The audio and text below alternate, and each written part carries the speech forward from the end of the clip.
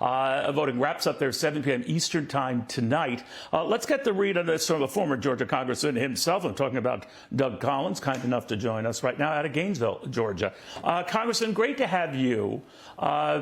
We're told, polls are tight. Anything can go a variety of ways. Weather plays a factor. How jazzed you are to get out the vote or be passionate about your vote to show up today, minus the 2 million or so who showed up for early voting. Your thoughts? Yeah, it is right. I mean, what you're talking about is any way that a candidates can get out the vote. And right now for Republicans, that's imperative. I mean, coming out of an early vote projections where you saw the early vote coming a lot of times from predominantly Democrat areas, that means that the Walker vote, which I believe is going to show up strong today, has to just be that much stronger. And it's got to continue no matter what the weather is. And that makes a challenge for a ground game. That makes a challenge for getting people out, reminding them to vote, the door knockers, whatever it takes to get them out there. But this one truly has become, because a lot of people have already turned their attention to the holiday season. They've turned their attention to football. They turned their attention to a lot of things. And some have forgotten that there may be a runoff day. We've got to get the word out that there is a runoff, especially the Walker voters today. I hadn't had a chance, Doug, to talk to you since these comments from Kevin McCarthy, who wants to be the next Speaker of the House. He's having a devil of a time getting the votes together for that, but saying that ultra-conservatives right now are squandering this majority, essentially by not looking to him. I think I got the gist of that. Your thoughts? Yeah, look, Kevin McCarthy needs to come together with the caucus and figure this out. I mean, at a certain point in time, they got to start looking to head to actually having the majority and doing so.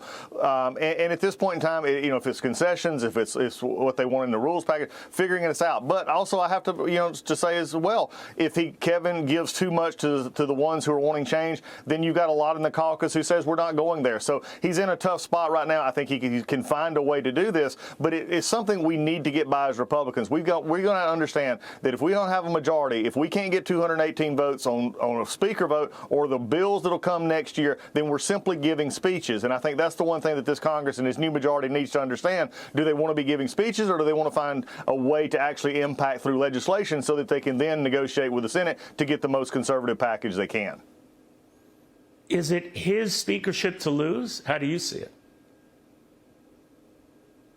It is right now, yes. And again, I think some of this is, and there's a lot of stories going around, the Democrats will get the speakership. No, I just don't see that. But that's been said before. The Republicans have went through this almost in every speaker vote for the last 12 years. But it is something to be worried about, and it makes it harder to get the new Congress up and going. The one thing, if the speaker is not chosen, then you're going to have committee assignments pushed back, new people getting on committees. It is there. So it is Kevin's to lose. I think Kevin's prepared well for this. We'll see what happens as he goes forward. But again, they've got to come together and figure this out. McCarthy is in the position to win it. Now he has to go out and close the deal.